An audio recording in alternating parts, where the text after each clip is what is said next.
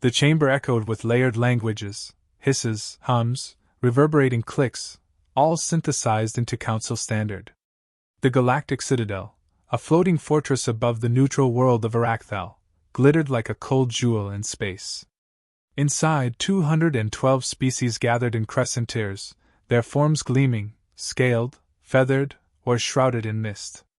In their center, standing utterly alone on the obsidian floor, was a human. Commander Jack Morgan didn't move.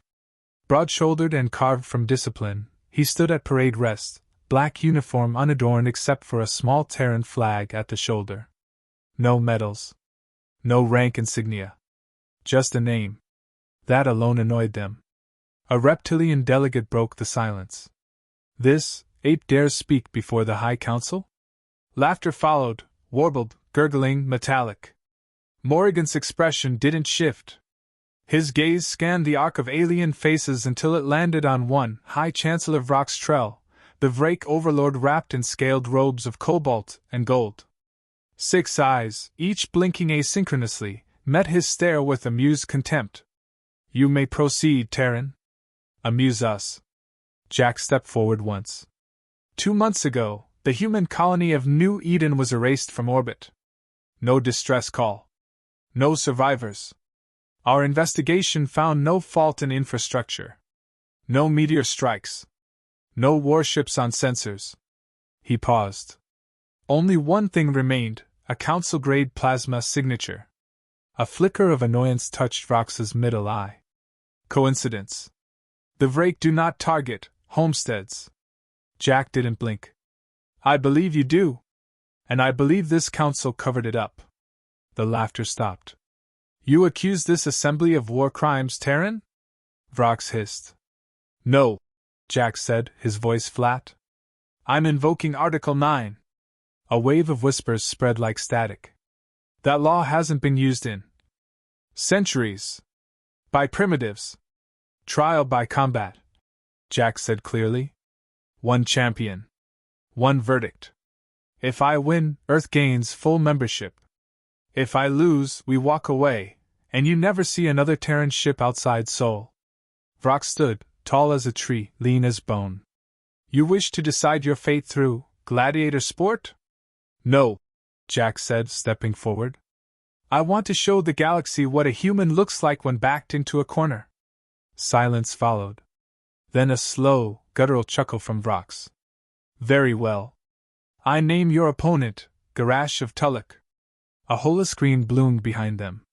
The image was a beast, 9 feet tall, metal-lined tusks, fused armor over bone, and claws the size of spades. Genetically weaponized for siege warfare. Half monster, half machine. The silence that followed was heavy. Someone gasped. A diplomat from the Sori fled the chamber. Jack didn't flinch. When? For cycles, Vrox replied, voice rich with pleasure. Train well, Terran. You will die beautifully. Back in the isolation chamber reserved for combat petitioners, Jack peeled off his jacket. His shoulder throbbed, a remnant of Damascus Ridge, and the cold walls offered no comfort. He sat down, alone, in silence. A soft chime. Enter, he said. The door opened, revealing a short, robed figure with glowing silver skin and translucent eyes. A Solari. Peaceful, neutral, supposedly non-interfering. I am Yelani, she said. Archivist of interspecies law. Law? Thought this trial threw law out the airlock. Not quite. She handed him a data slate. The council rarely loses. But they also rarely prepare for someone like you. Jack scrolled through specs, arena layout, environmental hazards, opponent physiology. You'll be fighting blind, Yelani said. They'll rig the arena. Garash has cybernetic implants. He's killed 4 previous champions. Jack's lip twitched. Any of them SEALs? Yelani tilted her head. What is that? It means I'm trained for when the plan goes to hell. That's when we get creative. He turned serious. You believe the council knew about New Eden? She hesitated. The Vrake profit from scarcity. A thriving human colony with terraforming capacity threatens their hold on water-rich planets. But proving it would require more than combat. Then I'll fight and survive, Jack said. You get me the proof. I'll buy you the time. Later that night, Jack stood before the observation deck window. Below, Arathal glowed like a bruised marble. His reflection, cast in the glass, looked tired, hardened. He thought of Reyes. Of the screams in his calms when New Eden fell silent. Of the child they'd saved from the rubble of a Martian outpost years ago who once told him, "You fight like you're not afraid of anything." "I'm afraid of silence," he whispered. "Of dying without being heard." The door slid open again. A voice, low and synthetic, spoke behind him. "They don't expect you to last 60 seconds. He turned. A woman in Council Guard armor stood with helmet under arm. Human. Unofficial. Eyes that had seen war. Name Zaya. Logistics. "Off the record," she said, tossing him a capsule. "Your oxygen feed's been tampered with. This patch'll hold you for 10 minutes max." "Sabotage already? I haven't even bled yet." "You will," she said, serious now. "And they'll enjoy every second of it. Then I'll make the ending worth the price of admission." In the chamber of war, galaxies away from home, surrounded by predators wearing robes and pretending at peace, one man stood ready to fight for the survival of his species. No backup. No escape. And he wasn't afraid. He was angry. The training chamber was sterile and silent, save for the rhythmic clank of metal plates striking the floor. Jack Morrigan, stripped to the waist, moved through a combat simulation grid designed to mimic alien terrain. Low gravity made his movements floaty, exaggerated. Sweat beaded down his scarred spine. Each punch hit a different resistance node. Some absorbed the impact, others kicked it back. Bruises blossomed fast. Good. Pain was clarity. "You're burning too fast." The voice of Aya cut through from the observation platform. Jack didn't respond. He swept low under a projected spear strike and drove his elbow into a phantom's throat. "You're not fighting a machine," Aya continued. "You're fighting a show. They want drama. Blood." Jack wiped his face, breathing through his nose. "Good. I've got plenty to give." Later, Jack sat on a bench near the cryogenic rack. The air reeked faintly of ozone. Aya tossed him a nutrition bar. "I ran specs on Garash's old fights," she said. "One opponent lasted 4 minutes by getting under him and slicing his knees." "And then?" Jack asked, biting into the bar. "Garash tore him in half." Jack chewed, unbothered. "Lesson learned. Don't slice, shatter." The Solari archivist, Yelani, arrived an hour later. She wore the same flowing robes, but her expression had shifted. Focused. Worried. "We intercepted a council transmission," she said, handing Jack a data crystal. "Vrox gave clearance for environmental modulation during the match." "Meaning?" "They're planning to shift gravity fields, spike temperature, maybe drop the oxygen levels." Jack stared at the crystal, then tucked it into a pouch without looking. "They can turn the arena into a Hell's Cape if they want," he said. "Still changes nothing." Yelani sat across from him. "Why are you so certain you can win?" He met her gaze. "Because I've already lost everything once. This time, I get to do something about it." He didn't sleep that night. Instead, he stared at the black ceiling and remembered Damascus Ridge, a black op gone wrong in the fractured zones of old Earth. The night sky lit red with artillery streaks, his team spread thin in the high snowdrifts. Reyes had taken a plasma round shielding a civilian convo. Bled out, whispering a joke through his cracked teeth. "Tell them we were better than we looked." Jack hadn't smiled since that day. In the morning, the Citadel's internal sky dome glowed amber. Simulated sunrise. It reminded Jack of Mars, New Kyoto's first dome. He'd been there when settlers planted trees in artificial soil. Watched children draw Earth's oceans in dust. They were all gone now. New Eden had been a second chance. And the council had erased it like a misfiled document. Yelani returned mid-morning. She wasn't alone. A child stepped from behind her. Maybe 8 years old, pale skin marked with ash-fleck scars. Her eyes widened when she saw Jack. "This is Elia," Yelani said. "From New Eden." Jack's throat tightened. "Survivors?" "3. Hidden in a deep geothermal vault. Elia's father was an engineer. She hasn't spoken since they found her." Jack knelt. "You don't have to talk. Just listen." Elia blinked, watching him with intense silence. "I'm going to make sure they know what they did," he said. "They won't bury your people with a lie." The girl stepped forward and hugged him without a word. 2 hours before the fight, Jack stood alone in the Citadel's garden, a strange slice of green in a ship of chrome and shadow. The air was moist. Not real, but close enough. He inhaled, searching for calm. Aya found him there. "Last chance to back out," she said. He looked up. "And do what? File complaints? Some things you don't come back from." "I came back from Damascus Ridge," he said quietly. "That was harder." She didn't argue. She handed him a steel cylinder. "EMP spike. One-shot discharge. Illegal on this station. Doesn't work on organic systems. Only tech. Use it right." He took it. No questions. "Why help me?" he asked. "Because I watched them laugh when New Eden's footage got scrubbed. And I don't like laughing tyrants." In the prep chamber, 5 minutes to showtime, Jack suited up. No armor plating. No ranged weapons. Just a reinforced combat suit, gauntlets, and a combat knife forged from Terran titanium. Yelani entered one last time.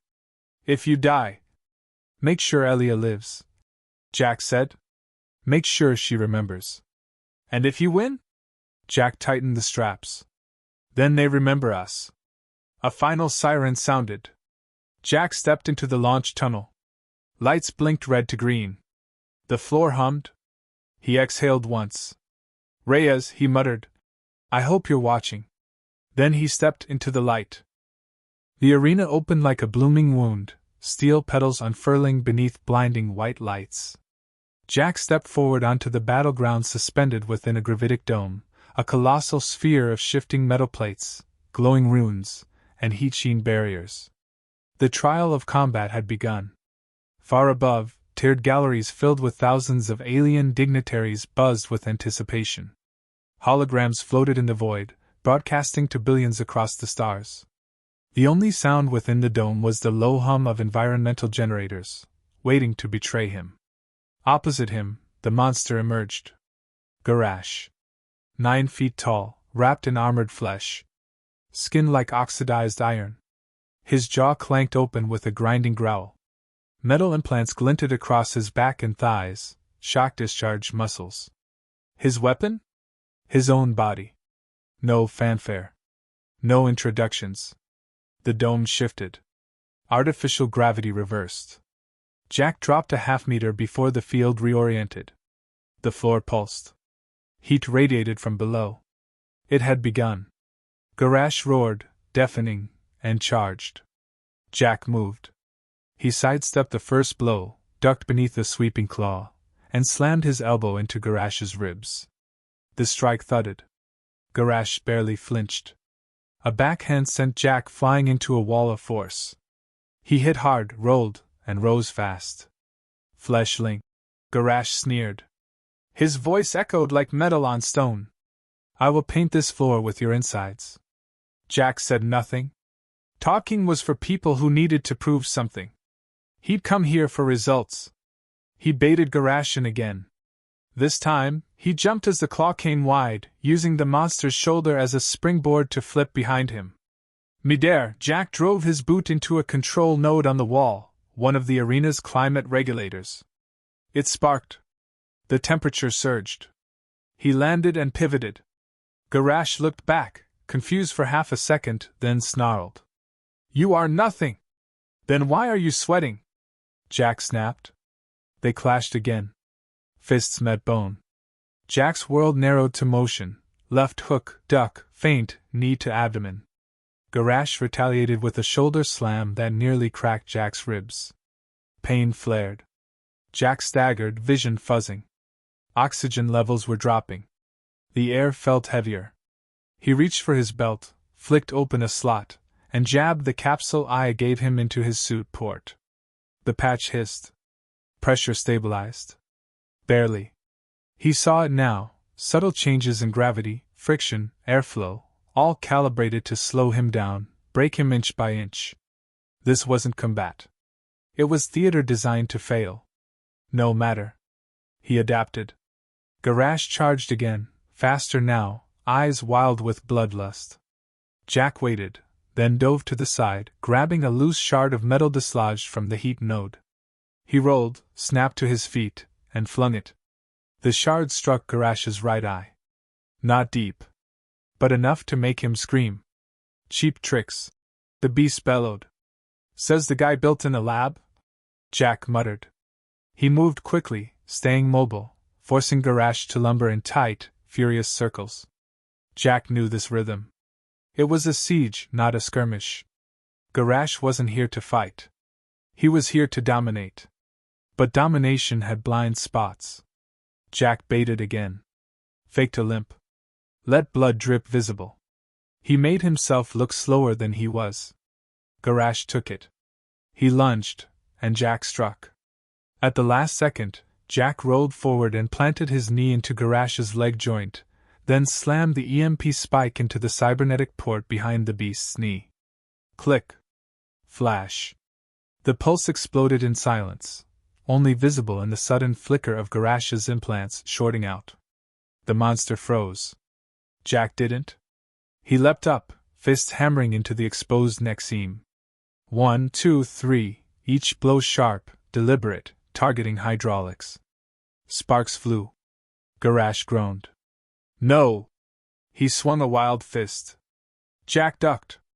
He grabbed a length of detached conduit from the floor and wrapped it around Garash's throat, using the beast's own weight to pull him backward. Your problem, Jack grunted, straining, is you've never fought someone with nothing left to lose. The cord cinched tight. For 10 seconds it held. Then Garash powered through it, surging up, slamming Jack into the floor. Hard. Jack's head rang. He tasted blood. The oxygen feed flickered again. He only had minutes now. Through blurred vision, he saw Garash staggering, half-blind, sparks trailing from his spine. The beast bled. Slowly. But he bled. Jack crawled to the severed heat core he'd damaged earlier. Its surface pulsed erratically. He yanked loose a chunk of thermowire, hissed as it burned his palm, and wrapped it around the titanium blade at his side. He stood. The crowd above had gone silent. No jeering. No mocking. Just watching. He walked toward Garash. Calm. Measured. The alien bared his fangs. I will crush your bones. Try, Jack said, voice low. They met one last time, brute strength against desperation sharpened into precision. Garash raised both arms for a final, crushing blow. Jack stepped inside it. He slammed the burning wire-wrapped blade into Garash's side, wedging it between plates, and twisted. The thermowire ignited a rupture. Garash howled, back arched in shock. Jack grabbed the monster's tusk and yanked him down, straight into a rising knee. The beast collapsed. Trembling. Then still. Silence. Jack staggered backward. The world tilted. Every breath burned. But he stayed standing. A moment passed. Then a bell chimed, 3 rising tones. Victory. High above, Vrock stood, eyes wide with fury. Jack raised his bloodied fist, pointed directly at the Chancellor's box. No, he rasped, voice amplified by the arena's mics. We talk about New Eden. The arena dimmed. Garash's body lay crumpled like a collapsed pillar of metal and rage. Smoke curled off the shattered implants in his back. Jack Morrigan stood over him, hunched, barely breathing, his chest heaving beneath scorched armor. Blood streamed from his brow, but he didn't move to wipe it away. Above, the council chamber was mute. Not even Vrock spoke. Jack reached into his belt, pulled out the Solari data crystal, and held it up, its blue core pulsing in the quiet. Yelani's voice cut through the comlink. Feed activated. All systems locked. Broadcast live. Jack stepped forward, every muscle screaming, and pressed the crystal into the podium node embedded at the arena's edge. A shimmer. Then images filled the central holosphere. Footage from New Eden. Planetary scans. Civilian rosters. Audio logs. One message repeated, buried in Council system code. Plasma strike authorized. Source, Vrake Dominion, black-coded clearance. Gasps echoed through the tiered balconies. Delegates turned to each other. Some began shouting. Others stood, expressions hardening. Vrox didn't flinch. He stepped forward slowly, arms folded, voice low and razor-edged. You bring smuggled data. Falsified evidence, Star. This is theatrics, not truth. That was my line. Jack muttered. Aya's voice, patched into his private comm, crackled in. You've got Council archives spooling the original authorization now. It's matching. The encryption tags are legit.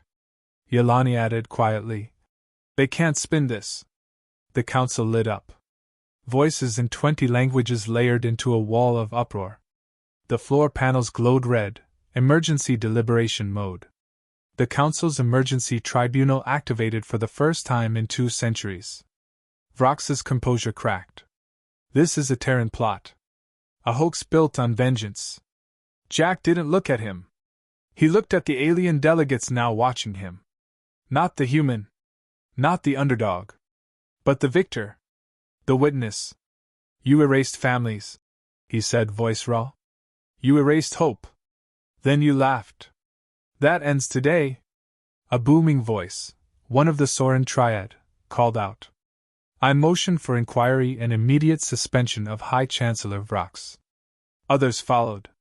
In seconds, the tribunal sealed the vote. Majority reached. A squad of neutral enforcement drones dropped from the ceiling. They surrounded Vrox, weapons raised. He stepped back, eyes twitching, spitting words like poison. You don't understand what you've done, Terran. You think you've won something? You've opened a door you can't close. Jack said nothing. He didn't need to. The drones closed in. Restraints clamped around Vrox's limbs, forcing him to his knees. As they dragged him from the chamber, he shouted into the rising storm. Humans are chaos. You let them in, and you invite war. The official verdict came 30 minutes later. Earth was granted full Tier 1 membership. Full voice. Full vote. Equal standing in Council defense policy. Yelani stood beside Jack as the announcement echoed across the chamber. She glanced at him. It's done. No, Jack replied quietly. It started. I approached from the lower level, bruised and smirking. I ran the betting pools. You just broke every odd system in the quadrant. He gave a weak laugh. Tell them to donate the winnings. New Eden Survivors Fund. Her smile softened. There'll be more colonies. Better protected. With what you just did, the whole galaxy's watching Earth now. Jack didn't smile. He wasn't built for victory parades. 2 days later, aboard a quiet Terran shuttle leaving the Citadel, Jack watched Arathal fade into the stars through a thick viewport. He leaned back, one hand wrapped around a thermos of Martian-grown coffee. His ribs were still cracked. His knuckles raw. But his mind had quieted. A small light blinked on his comm. Message received. It was from Elia, the little girl from New Eden. The screen lit up, fuzzy at first. She sat before a crude terminal, her eyes brighter than before. She didn't speak, not at first. Then, in a soft voice, she said, Thank you? No more. No less. Jack nodded to no one. He powered down the screen and leaned back into his seat. A voice from the pilot's cabin chimed in. Commander, course plotted for Earth. Estimated arrival, 4 days. He closed his eyes. Wake me when we're home. Outside, the stars watched in silence.